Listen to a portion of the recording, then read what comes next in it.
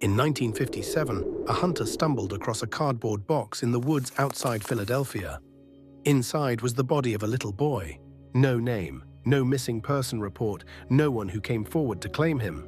For more than 65 years, he was known by a single haunting name, the boy in the box. This is the story of how a child was murdered, forgotten, and finally identified. To understand why this case haunted America for decades, we have to go back to the moment he was found. In the winter of 1957, Philadelphia was quiet in a way that cities rarely are anymore. The Fox Chase neighborhood, on the city's northeastern edge, was still partially wooded, a place where trees outnumbered streetlights and empty lots blended into forest. On the afternoon of February 25th, a man walked through those woods near Susquehanna Road. He wasn't looking for trouble. He wasn't searching for anything at all. And then he saw a box. It was a large cardboard container discarded in the brush. The kind of box people barely notice. The kind meant to be thrown away. But something about it felt wrong. It didn't belong there. When he looked inside, he found the body of a little boy. The child was naked. He had been wrapped in a blanket. His small body was bruised and battered. The box itself was traced to a bassinet that had once been sold at a department store. Ordinary, forgettable, indistinguishable from thousands of others. Police arrived quickly. The area was sealed off. Investigators confirmed what was immediately apparent. This was a homicide. The boy was estimated to be around 4 years old. He was malnourished. His body showed signs of sustained abuse. He had been beaten to death. This was not an accident. This was not neglect. Someone had deliberately killed a child and left him in the woods like discarded property. As officers surveyed the scene, one question rose above all others, not how he died, but who he was. Because there was no name. The child wore no clothes. There were no identifying marks, no belongings, no documents. No nearby homes reported a missing child. No frantic parents called police stations. No daycare, school, or hospital record matched his description. In the days that followed, investigators canvassed the surrounding neighborhoods. They questioned residents. They searched nearby homes. They examined the box, the blanket, the soil beneath his body. Nothing connected him to anyone. Philadelphia police released sketches. Flyers were printed.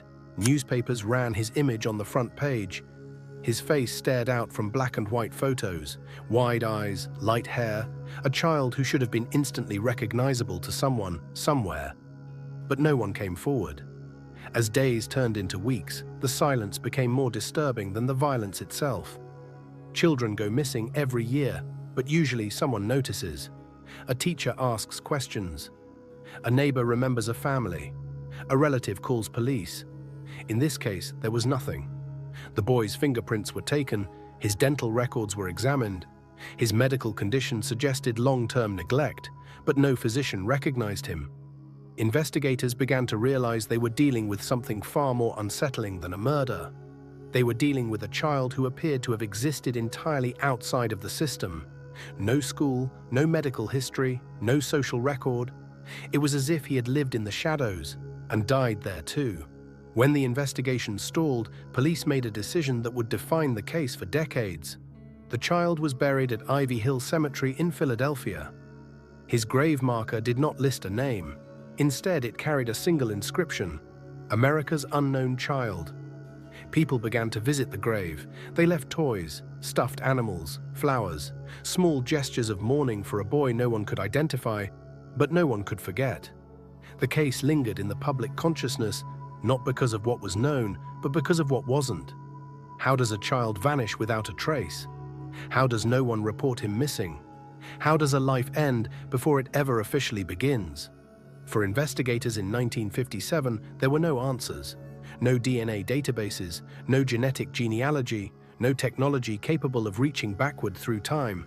All they had was a child in a box, and a silence that refused to break. And as the years passed, that silence hardened into one of the most haunting mysteries in American criminal history. Once the shock of the discovery began to fade, investigators were left with a problem far more unsettling than the crime itself. They didn't know who the child was. The boy was estimated to be around 4 years old. He had light hair and pale skin. His body showed signs of malnutrition and long-term neglect. But beyond that, there was nothing. No clothing, no identification, no personal belongings. In most child homicide cases, identity comes first. A missing person report, a family member calling police, a teacher asking why a student didn't return to class, a neighbor noticing a sudden absence. In this case, none of that happened. Philadelphia police began by checking the most obvious records: hospitals, schools, welfare agencies, adoption services. No child matching the boy's description had been reported missing. No medical records surfaced. No social services files matched his condition. It was as if the boy had never officially existed. Police released photographs to the public. His face appeared in newspapers across the region. Sketches were distributed. Utility companies printed his image on monthly bills. An extraordinary measure meant to reach nearly every household in Philadelphia. The hope was simple. Someone would recognize him. A parent, a relative, a neighbor. But the phones remained quiet. Tips did come in, hundreds of them. But none led to answers. Some people believed they had seen the boy playing in a neighborhood months earlier. Others claimed he resembled a child who lived with distant relatives. Every lead was investigated. Every trail collapsed. The silence became unbearable. As weeks passed, investigators faced an unspoken truth. This child had lived in isolation. He had been hidden, not just from society, but from systems designed to protect children. No school records suggested he had ever been enrolled. No doctor appeared to have treated him. His malnourished condition hinted that he may have lived in an environment where neglect was normal, not alarming. The absence of a missing person report wasn't just unusual, it was the most disturbing clue in the case. Because it suggested something terrifying. No one was looking for him. Eventually, police made the decision to bury the child. On March 8, 1957, he was laid to rest at Ivy Hill Cemetery in Philadelphia. The grave marker did not bear a name. Instead, it read, "America's Unknown Child." The burial did not bring closure. It transformed the case into something larger than a murder investigation. People began visiting the grave. They left toys, teddy bears, flowers, handwritten notes. Strangers mourned a child they never knew, perhaps because they were the only ones who ever would. Year after year, the grave remained tended. People who had never met the boy felt compelled to remember him. Meanwhile, investigators continued searching for his identity. They re-examined evidence, they revisited tips, they reviewed records again and again. But time was not on their side. Witnesses moved away. Memories faded. Records were lost. The technology needed to trace identity from biology simply didn't exist yet. By the 1960s, the case had stalled. By the 1970s, it was cold. And yet it never disappeared. The boy became a symbol, not just of a brutal crime, but of failure. Failure to notice. Failure to protect. Failure to remember. For decades, the question lingered. How could a child be so invisible that his death caused no immediate alarm? The answer, investigators feared, lay not in a single moment of violence, but in years of silence before it. And without a name, without a history, the case was slowly slipping into legend rather than justice. Once the boy was buried, the investigation did not end, but it began to slow. Detectives now faced the most difficult kind of case, a confirmed homicide with no victim identity. Without a name, every investigative path began in darkness. In 1957, police work relied on paper records, physical legwork, and human memory. There were no national databases, no computerized searches, no DNA analysis. Everything took time, and time was already working against them. Philadelphia police returned to the wooded area near Susquehanna Road repeatedly, searching for anything that might have been missed. Fibers in the brush, disturbed soil, discarded items. Nothing meaningful emerged. The cardboard box became one of the few tangible clues. It had once held a bassinet sold by a department store. Investigators traced its manufacturer, hoping distribution records might narrow the field. But the box was mass-produced and widely sold. It led nowhere. The blanket wrapped around the child was examined next. It was ordinary, common, and impossible to trace. No labels, no distinctive markings. Detectives expanded outward. They went door to door in nearby neighborhoods, asking residents if they had seen a child matching the boy's description or noticed a sudden disappearance. No one had. Schools were contacted, churches were asked, community organizations reviewed their memories and records, hospitals and welfare agencies were consulted, orphanages and adoption services quietly searched their files. Nothing matched. The absence of records forced investigators to confront a disturbing possibility. This child may never have existed within any formal system. He may never have been enrolled in school, registered with a doctor, or documented by social services. That realization crippled the investigation. Police do not solve cases by searching for what doesn't exist. They solve them by following trails, paperwork, witnesses, patterns. In this case, there were none. Tips continued to come in from the public. Some callers remembered a woman acting suspiciously. Others recalled vague cries in the night. Each tip was documented. Each was investigated. None held up under scrutiny. As months passed, the investigation entered a painful cycle. Files were reread, witnesses were re-interviewed, evidence was re-examined.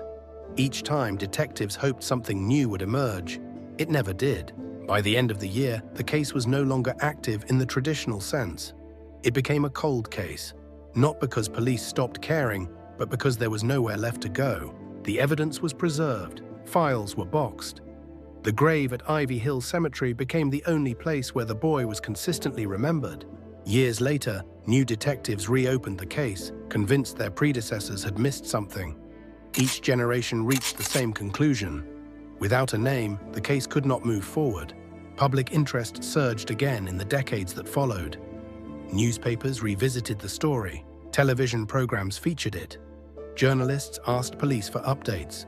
The answer remained unchanged. No suspects, no arrests, no resolution. The technology needed to identify the boy simply did not exist yet. Fingerprints could not trace family. Blood typing offered no answers. Science had reached its limit. The investigation did not fail all at once. It ran out of options, slowly, quietly, and completely. And with each passing year, the question grew heavier. How could a child live and die without leaving a trail strong enough to follow?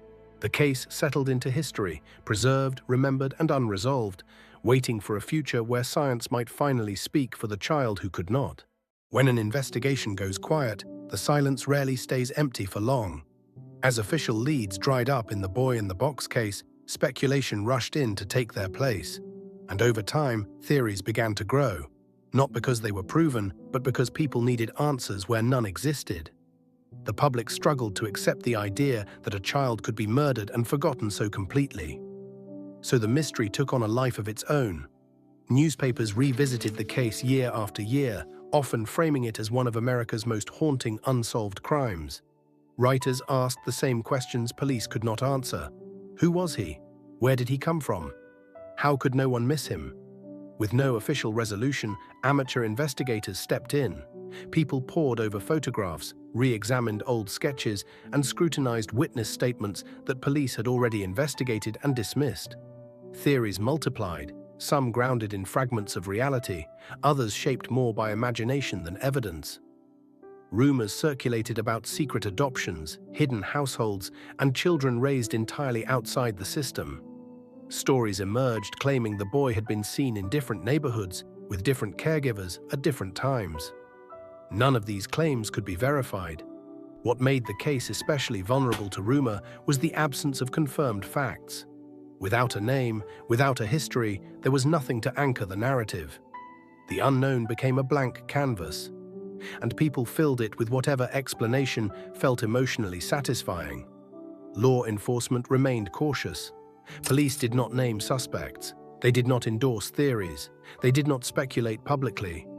From their perspective, there was no new evidence to justify reopening the investigation. But to the public, the lack of answers felt like indifference. The case slowly transformed into a symbol, not just of a murdered child, but of institutional failure.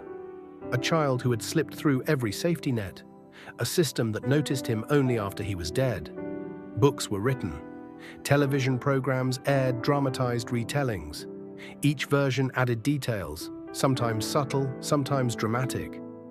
Over time, the line between documented fact and narrative embellishment blurred. The boy in the box became part of American folklore. His story was told and retold, often with new interpretations layered on top of old uncertainties. Yet despite decades of attention, one truth remained unchanged. No theory produced evidence, no rumor led to an arrest, no speculation brought the boy closer to justice. In some ways, the obsession worked against the case. False information resurfaced repeatedly, discredited claims were revived, and investigators found themselves correcting myths instead of pursuing new leads. The danger was not malicious, it was human. People wanted closure, they wanted meaning. And when facts were unavailable, stories filled the gap. So the case existed in a strange and painful balance. It was remembered constantly, yet understood very little, discussed endlessly, yet unresolved. For more than half a century, the boy in the box remained trapped in that space, somewhere between history and legend. What the case needed was not another theory or another retelling. It needed something entirely different. It needed science. For more than half a century, the boy in the box case existed in a state of suspension. It was remembered. It was revisited. It was never resolved. Generations of investigators came and went, each inheriting the same file, a child with no name, no history, and no one to speak for him. The reason the case never moved forward was not indifference, it was limitation. In 1957, science could document injuries, preserve evidence, and determine cause of death. But it could not answer the most basic question of all: who was he? That answer would take decades. As the 20th century turned into the 21st, a quiet revolution began reshaping criminal investigations. DNA profiling evolved from a tool for identifying suspects into something far more powerful, a way to identify the unknown. Investigative genetic genealogy changed the rules. Instead of asking, "Does this DNA match someone in our system?" investigators could now ask something entirely different. Who does this DNA belong to? For the boy in the box case, this was the first real opening in more than 60 years. Evidence preserved from the original investigation, safeguarded through decades of technological change, was carefully re-examined. Forensic scientists worked to extract usable genetic material from samples collected in the 1950s, something that would have been unthinkable at the time of the boy's death. The process was painstaking, fragile, time-sensitive, and when usable DNA was finally obtained, the work truly began. Genealogists did not search for suspects, they searched for relatives, distant ones, people who had unknowingly shared pieces of their DNA through public databases, hoping to learn about their own ancestry, never realizing they might help solve one of America's most haunting cold cases. Family trees were built backward, branch by branch, generation by generation. Names appeared, then disappeared. Lines were followed, then ruled out. Every step was slow, every conclusion had to be earned. Because a single mistake would not just derail the investigation, it could falsely implicate innocent families, reopening wounds that had nothing to do with the crime, so investigators moved carefully, quietly, deliberately. Years passed as the genealogy work narrowed the possibilities. The field grew smaller, patterns began to form, not conclusions, not accusations, but direction. And then, after more than 65 years of silence, the case reached a moment no one had ever expected to witness. In December of 2022, Philadelphia police stood before the public and did something they had never been able to do before. They gave the boy his name back. His name was Joseph Augustus Zarelli, born on January 13, 1953, killed sometime in February of 1957. For the first time, the child who had been known only as America's unknown child became someone specific, someone real, someone who had existed beyond the moment of his death. The announcement was restrained, measured. Investigators released the identification, but little else. They did not speculate. They did not accuse. They did not tell a story that could not yet be proven. Because while science had answered one question, the hardest ones remained. Who was responsible for Joseph's death? Why had no one reported him missing? How could a child live so completely outside public awareness that his absence went unnoticed? The breakthrough was historic, but it was not closure. Identification did not solve the murder, it reframed it. For decades, the case had asked, who is the boy? Now it asked something far more uncomfortable. What happened to Joseph? Science had finally caught up to silence. It had reached across time and given voice to a child who could not speak for himself. But justice was still unfinished. And with Joseph's name restored, the case entered a new and more difficult phase, one where the answers would no longer come from technology alone. When Philadelphia police announced the identity of the boy in the box, the reaction was immediate. After more than 65 years, the mystery finally had a name. Newspapers ran headlines, social media lit up. People who had followed the case for decades felt something close to relief. But for investigators, identification was not an ending. It was a beginning, and a complicated one. His name was Joseph Augustus Zarelli, born January 13, 1953. Died sometime in February of 1957. Those facts were confirmed. Everything else remained carefully guarded. Police released almost nothing about Joseph's early life, his family structure, or where he may have lived. This silence was deliberate. The homicide investigation, they emphasized, was still active. In many ways, giving Joseph his name back made the case harder, not easier. For decades, investigators had been searching for an identity. Now they had one. But identity alone does not explain neglect, violence, or motive. It only narrows the frame. And within that frame, the questions became sharper. If Joseph had a name, why was he never reported missing? If he had family, why did no one come forward? If he existed within a household, how did his absence go unnoticed? Police were careful not to speculate. They acknowledged that identification does not automatically produce suspects, witnesses, or answers. It simply allows investigators to begin asking the right questions, sometimes decades too late. The public, however, wanted more. People expected a story, a narrative that explained how a child could vanish into obscurity and reappear only in death. But investigators resisted that impulse. They knew the danger of filling gaps with assumptions. What they confirmed instead was limited, but significant.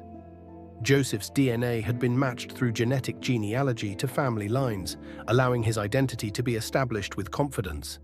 Beyond that, the details of his upbringing and living situation were not released publicly. This restraint frustrated many, but it served a purpose. In cold cases involving children, false assumptions can destroy what little remains of a viable investigation. Naming suspects prematurely can implicate innocent people. Revealing family details can cause harm without bringing justice closer. So police chose silence over speculation. The identification did something profound, even without answers. It restored Joseph's humanity. He was no longer defined solely by how he died. He was someone who had been born, named, and existed, even if the world failed to notice. At Ivy Hill Cemetery, his grave marker was replaced. Where once it read, "America's unknown child," it now bore his real name. The change was symbolic, but powerful. For decades, visitors had brought toys and flowers to a nameless grave. Now they knew who they were mourning, yet the most difficult truth remained untouched. No arrest followed the announcement. No suspect was named. No explanation was offered for the neglect Joseph had endured. Identification did not solve the crime. It clarified its weight. It forced a reckoning, not just with what happened in 1957, but with how easily a child could slip beyond the reach of care, attention, and protection.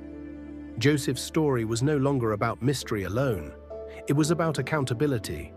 And with his name restored, the case entered its most uncomfortable phase, one where silence could no longer be blamed on ignorance, and the questions demanded answers that may never fully arrive.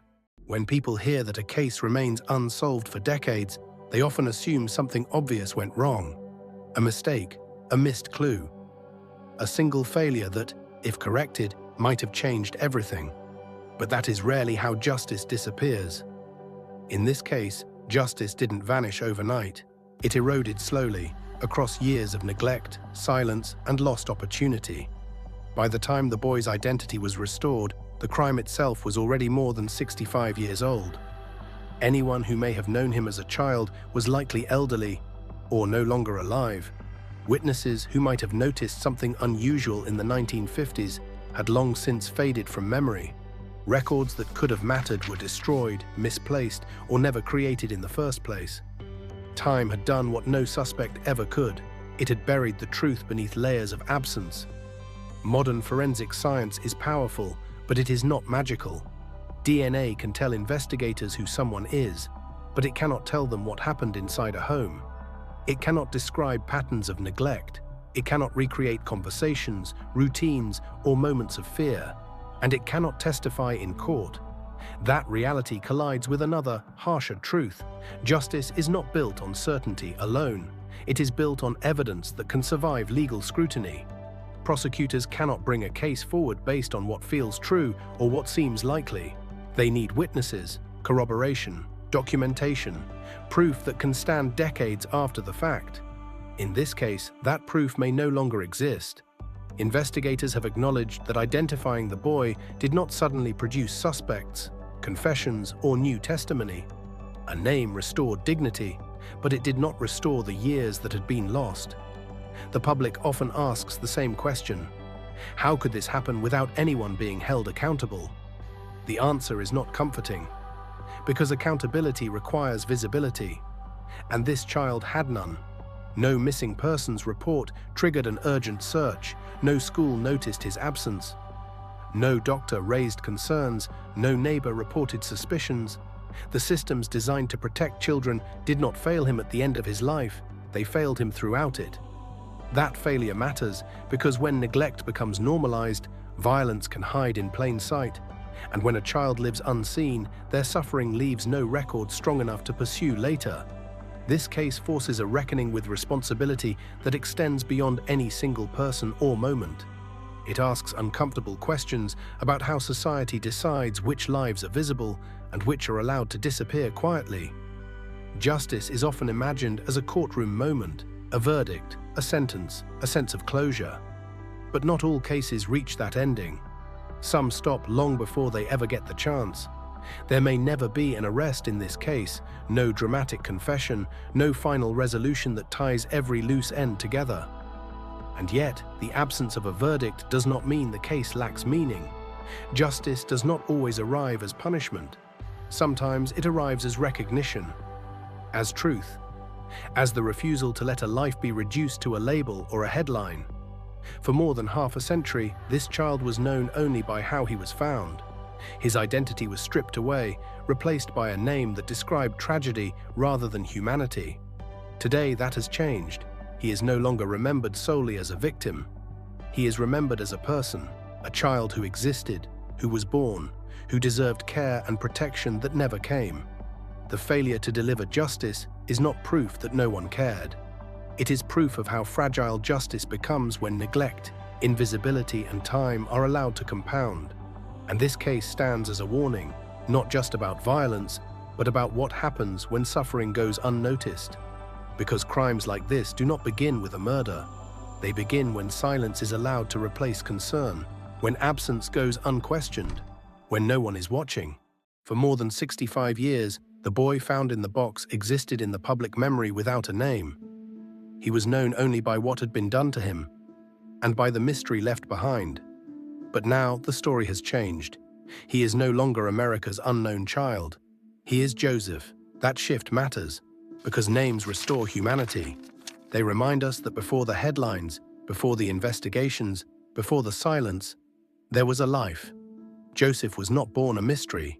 He was born a child. He had a birthday, a name chosen for him, a place in the world, however brief and unseen it may have been. For decades, people visited his grave without knowing who he was. They left toys, stuffed animals, handwritten notes, small offerings of care placed where none had existed before. Those gestures were quiet, but they were powerful. They said what the system could not. You mattered. When Joseph's name was finally revealed, the response was immediate.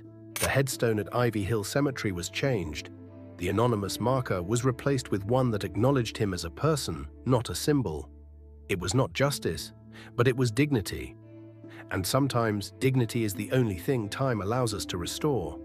This case does not end with an arrest or a verdict. There is no courtroom scene, no resolution that ties every question into a single explanation. Instead, it ends with an understanding that justice is fragile, that neglect can be invisible, That silence can stretch across generations. Joseph's story forces us to confront something uncomfortable: that a child can suffer and disappear without triggering alarm, without leaving a trace strong enough to follow, without anyone being held accountable. But it also shows something else: that memory can outlast neglect, that science can reach across decades, that even when justice fails, truth can still emerge. Joseph's identification did not undo what happened to him. It did not bring consequences to those responsible, but it did something equally important. It refused to let him remain forgotten. In telling his story, we are not searching for spectacle. We are acknowledging responsibility not just to the past, but to the present. Because cases like this are not warnings from history alone. They are mirrors. They ask whether we notice the vulnerable around us now, whether absence still goes unquestioned, whether silence still feels normal. Joseph's life may have been brief, his suffering may never be fully explained, but his story endures, not as a mystery, but as a reminder that every child deserves to be seen, that every life deserves to be counted, and that forgetting is the final injustice. He was once known only by how he was found. Now he is known by his name, and that name will not disappear again. This was the story of America's unknown child, finally known and never forgotten.